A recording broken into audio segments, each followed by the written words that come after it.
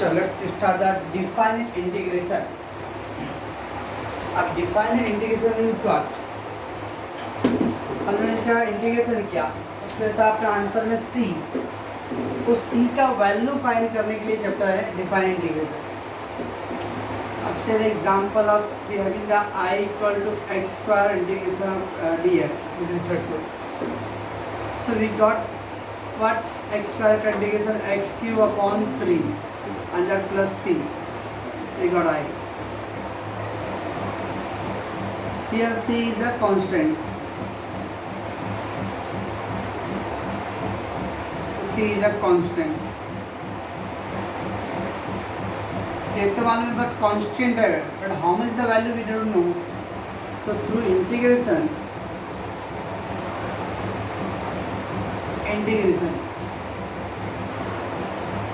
we can't come to know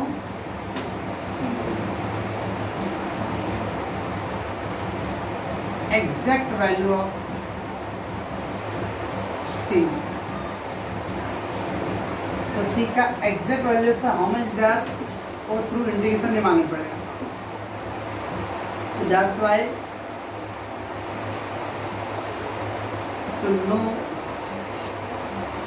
the value of what C we have defined integration chapter.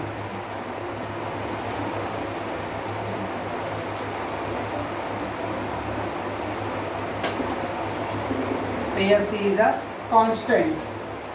तो C constant है और constant है तो integration chapter के through हम लोगों को C का एग्जैक्ट आंसर नहीं मालूम पड़ेगा, बट C का एग्जैक्ट आंसर फाइंड करने के लिए there is one more chapter is the definite integration.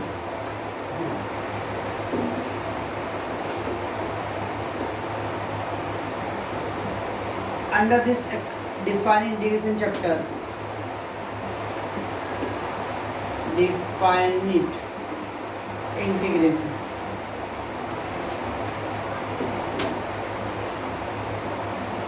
there is a limit given,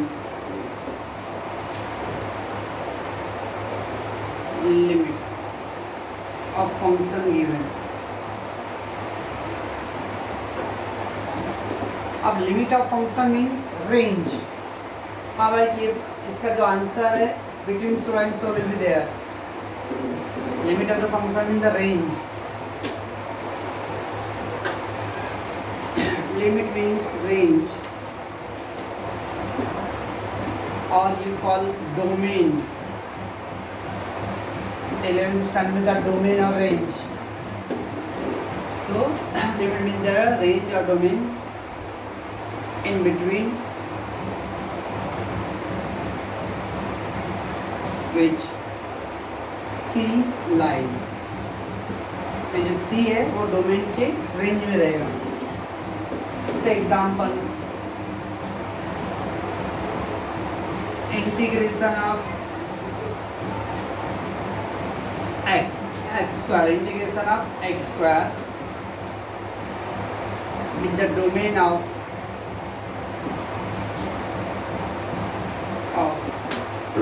A to B. अब A to B में तो x स्क्वायर का जो फंक्शन है उसका वैल्यू जो है बिटवीन A और B के रेंज में होने वाला है. तो इसको एक और term upper limit, lower limit, और ये upper limit, lower and upper. सभी हम लोग इसको कैसे करेंगे? I इक्वल टू नहीं आ रहा है, यहाँ तक तो आ रहा था श्योर. इंटीग्रेशन x का with the domain of A to B. So here ये भी नहीं आ रहा है, ये भी नहीं आ रहा है.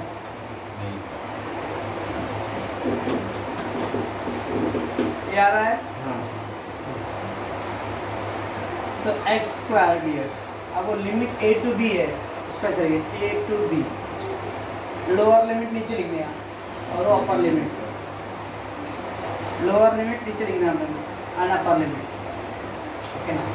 सो विल वी डू दैट, पहले इंटीग्रेशन तो जैसा चैप्टर का था वैसे ही करने वाले हम लोग। First x cube upon 3, okay, plus c ना, अरे प्लस सी था, अब सी नहीं लिख देंगे हम लोग।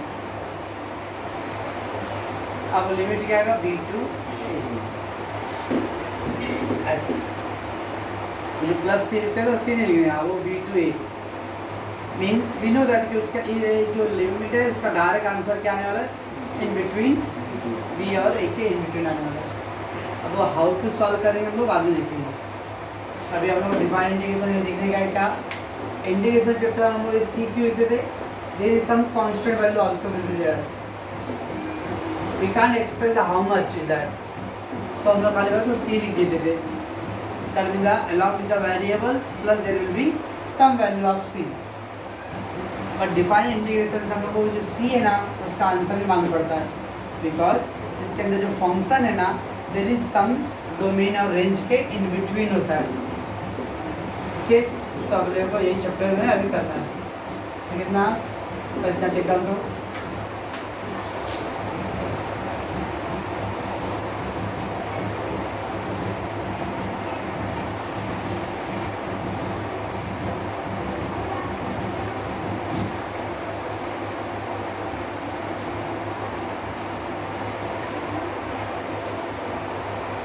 चलो पहले स्टार्टिंग है 10 फार्मूलाज है, और भी जाएंगे आगे, जाएगा आगे। चलो बराबर देखिएगा, इंटीग्रेशन तो पूरा वैसे होने वाला है जैसा हम पहले करते हैं। अभी थोड़ा सा एक काम करोगे तो थोड़ा सा 5 मिनट बैठ जाना, उसको होल्ड करना, शायद ना।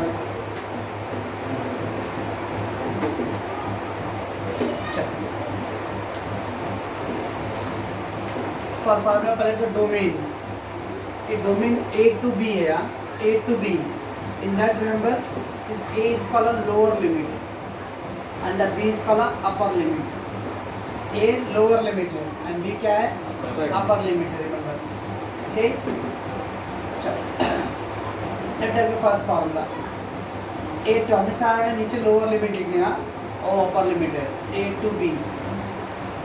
We know that f dash का डेरिवेटिव क्या, एफ एक्स का डेरिवेटिव एफ डैश एक्स होता है, तो एफ डैश एक्स का इंटीग्रेशन एफ एक्स, ओके।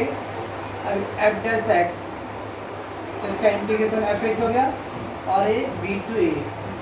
अभी हाउ टू डू, ये जो एक्स होता है ना वहाँ पे हमें लिमिट वैल्यू पुट करते हैं, ऑलरेडी पहले अपर लिमिट लिखनी है, तो अपर लिमिट क्या है, बी है, तो एक्स को जहाँ पे हम लोग क्या की बी, तो F B minus F A. अगर अपना उसका आंसर क्या था, वो एक एग्जांपल मैंने क्या किया, एक्स क्यू अपॉन 3 और मैंने यहाँ पे होल्ड करके रख दिया ए टू बी। तो हम लोग क्या करें, जो एक्स का आंसर है वहाँ पे पहले अपर लिमिट बी रख दें, तो बी का क्यू हो गया, ओके, अपॉन 3 माइनस फिर एक्स यहाँ पे लोअर लिमिट ए का cube upon, you can take the 1/3 common, तो 1/3 if I take the common, what is that, B cube minus A cube. तो हम लोग क्या करेंगे, एक्स पहले इंटीग्रेशन करो, इंटीग्रेशन करने के बाद एक्स के जो आपको रिप्लेस करना है, पहले अपर लिमिट लिखो, तो जितने भी एक्स दिख रहे हैं ना वहाँ पे पहले अपर लिमिट लिखो, माइनस फिर ऑल एक्स फंक्शन में क्या करेंगे, पूरा एक्स पे लोअर लिमिट रखेंगे। तो पहले एकदम हमें इतना ध्यान रखना है, पहले इंटीग्रेशन आएगा after B to A to B था, तो जिससे अपर लिमिट, तो पहले एक्स पे अपर लिमिट लिखो, ऑल इंटायर जहाँ पे भी एक्स है वहाँ पे upper limit B minus lower limit, तो फार्मूला क्या है, अपर लिमिट माइनस लोअर, बस एक तो बेसिक फार्मूला। अब यहाँ पे थोड़ा सा प्रॉपर्टीज है, इसके actually properties of definite integration का क्या फार्मूला, अगर लोअर लिमिट और अपर लिमिट दोनों इक्वल रहेगा, तो लॉजिक सोचो, लोअर लिमिट अगर ये 8 है, ये भी 8 है, हम लोग का फार्मूला क्या है, upper limit minus lower limit, तो अगर मैं upper limit 8 minus lower limit 8, तो 8 माइनस 8 करें तो क्या आएगा, 0 रहेगा ना भाई। इसका मतलब अगर लोअर लिमिट और अपर लिमिट दोनों इक्वल रहेगा तो डायरेक्ट आंसर क्या रहेगा, 0। इंटीग्रेशन के बारे में सोचने का ही नहीं, डायरेक्ट आंसर लिख देंगे हम लोग 0, since the lower limit upper limit both are क्या है, इक्वल है. तो when the lower limit upper limit both are equal the answer will be directly 0. Then A to B था. अगर मुझे बाई चांस कोई सम में मेरे को वो जो डोमेन और रेंज है उसको इंटरचेंज करना है, इंटरचेंज मतलब ए टू बी को बी टू ए करने का है, तो कर सकते हैं हम लोग. ओनली फंक्शन का साइन क्या करने हैं, चेंज करने हैं. अगर एफ एक्स प्लस में था तब इधर क्या करेगा, माइनस. अगर ये माइनस रहेगा तो ये क्या रहेगा, प्लस. अगर ये बी ए टू बी है वो क्या रहेगा, बी टू ए हो गया. Limited. So interchange the domain function which affect the sign of the function. Sign of the function मतलब if the fx in positive we will write the fx negative. fx negative रहेगा तो positive रहेगा. तो अगर limit change करना रहेगा तो only sign का फर्क पड़ता है. ठीक, that is the third formula. तो a to b fx था, so now it will become the minus b to a fx. बाद में उसका इंटीग्रेशन करो आप. ये ओनली लिमिट, अगर लिमिट मैंने उल्टा कर दिया, चेंज कर दिया तो क्या होगा, फंक्शन का साइन क्या होगा, चेंज होगा. अब यहाँ पे x माइनस a है, ओके, और मैं लिमिट चेंज करा तब ये क्या रहेगा, a माइनस एक्स आएगा. क्यों, क्योंकि माइनस साइन चेंज करो तो क्या होगा, माइनस का प्लस हो जाएगा और प्लस का माइनस इंटरचेंज हो जाएगा. वो ये प्लस था ना, अगर इसको ले लो तो अभी माइनस लूँगा तो क्या आएगा, माइनस एक्स हो जाएगा और ये माइनस माइनस प्लस ही होता है, ये उल्टा चेंज हो जाएगा, minus x. So that is the a to b था तो ये क्या जाएगा, b to a fx, but minus में भी चेंज. ठीक है, तो पहला था अगर दोनों लिमिट सेम रहेगा तो आंसर डायरेक्ट 0. लिमिट को अगर इंटरचेंज करें तो साइन क्या आएगा, चेंज होगा. थर्ड a to b था, a to b fx.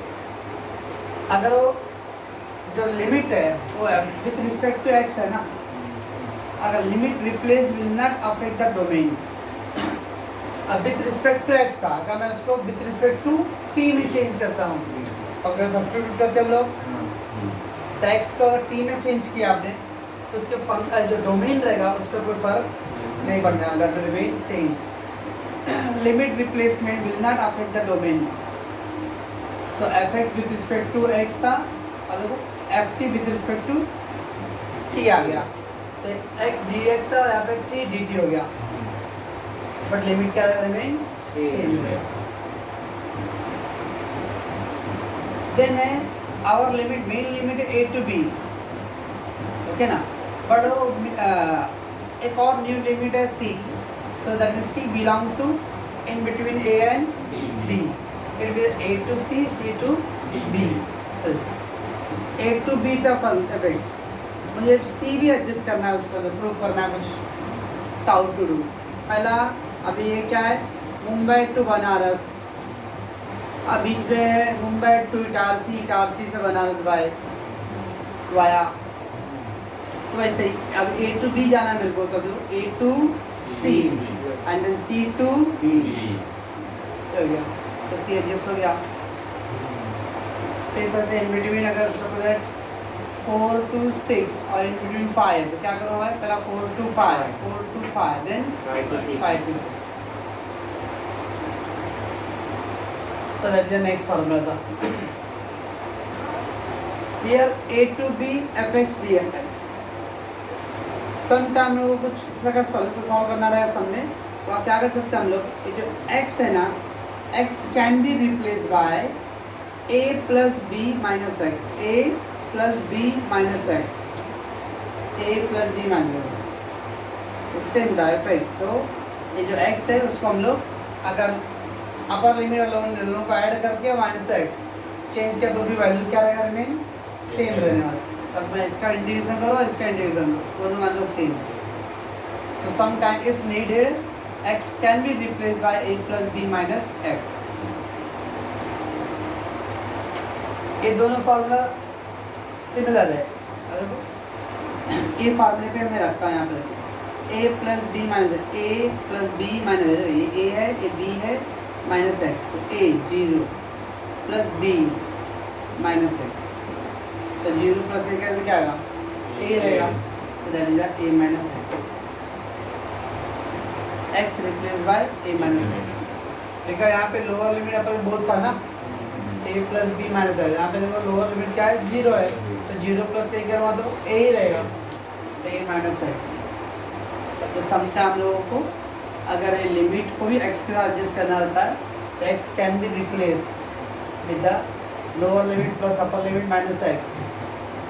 यहाँ पे a plus B minus x और यहाँ पे 0 प्लस a तो a और a माइनस एक्स। तो लिमिट को एडजस्टमेंट करना है। यहाँ है 0 to 2a, 0 to 2a f x is equal to 0 to a f x plus 0 l. तभी क्या है देखो 0 to 2a, इसको अगर मैं ब्रेक कर दूँ, हाफ कर दूँ तो लिमिट हाफ हो गया। ओके, ऐसा दिया है 0 to 4। ओके, तो we can write 0 to 2, 0 to 2 break कर सकते हैं, तो लिमिट को हाफ कर सकते हैं। बट लिमिट को हाफ करें तो कैसे एडजस्ट करना, भी ये एफ एक्स था, इधर तो पहला एफ एक्स रहेगा, बट हियर एफ ऑफ ये 2a माइनस एक्स है, तो पूरा जो मेन लिमिट अमाउंट था वो लिख दिया 4 minus x. 0 to 2a f X, तो 0 to a एफ एक्स तो 0 to a, बट यहाँ पे 2a minus x, 2a minus x. तो लिमिट को हाफ करना है यहाँ पर डोमेन को, पर बाद में लास्ट में क्या करें हम लोग 2a माइनस एक्स लिख दें। Here only F x, but here 2a minus x. And the last दो सबसे इम्पोर्टेंट एग्जाम में 100% लिख के ले लो, 30 पे तो सम रहेगा इसके ऊपर एक। अब वो है क्या, पहले उसके अंदर फंक्शन ऑर्डर इवेंट, अरे है क्या ऑर्डर इवेंट। से example f x is given x square plus 6 area, f x is equal to x square plus 6, तो x equal to minus x replace by minus x, x replace by minus, जहाँ पे भी x है ना वहाँ पे minus x लिखो, तो ये x लेवल माइनस एक्स का स्क्वायर प्लस 6, माइनस एक्स का स्क्वायर भी कर दो plus x square. After replacing the x with the minus x, answer remain क्या आ रहा है, सेम ना। अगर रिप्लेस किया आपने माइनस से फिर भी आंसर सेम आ रहा है ना, तो दैट फंक्शन इज इवन। अगर आंसर रिप्लेस किया आपने x के through but still the answer is same, the function is even है। हियर क्या हो रहा है, f x equal to f of minus x ना, दोनों इक्वल है ना। आपका मेन क्वेश्चन में क्या करो, जहाँ पे भी x वहाँ पे x पे क्या लिख दिया माइनस एक्स, और सॉल्व करने पे भी लग रहा आंसर दोनों का सेम आ रहा है, that means the function is even। But replace किया माइनस से, बट आंसर सेम नहीं आ रहा है, साइन चेंज हो रहा है, कुछ ऐसा चेंज हो रहा है, तो इस फंक्शन इज ऑड।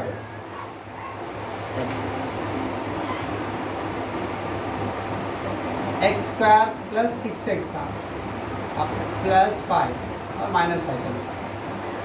ओके, ना x replace by minus x, x replace by minus x, F of minus x का स्क्वायर 6 इंटू माइनस एक्स, ये तो प्लस हो गया, बट 6 बन जाए 6x, but plus minus minus 6 दो आंसर सेम है क्या चीज़ है, जब एक्स स्क्वायर यहाँ तो ठीक है, बट प्लस 6x तो माइनस हो गया, साइन चेंज हो गया। Therefore f x not equal to f of minus x, so the function is an order. पूरे फंक्शन में x का वैल्यू अगर माइनस एक्स करके चेक करो, आंसर सेम आया, दोनों का फंक्शन सेम है, तो फंक्शन इवन हो गया। आंसर में साइन या कुछ चेंज हो गया तो फंक्शन इज ऑड। तब ये देखो, अगर इस तरह का दिया रहा है function minus a to a, दोनों लिमिट तो सेम है, बट साइन क्या है चेंज। जब भी ऐसा क्वेश्चन आया है -5 + 5 -π + π कैसा दिया है, दोनों लिमिट सेम है बट साइन चेंज है, तो इमीडिएटली दिमाग में डालने का ऑड और इवन चेक करना है पहले अपन। और अगर बाई चांस फंक्शन ऑड हो गया तो सोने पे सुहागा, डायरेक्ट आंसर 0। तो हम रफली चेक कर लेंगे क्या ऑड है इवन, ठीक है, if the function is odd तो डायरेक्ट आंसर क्या है उसका, पूरा होल क्वेश्चन का आंसर 0 है।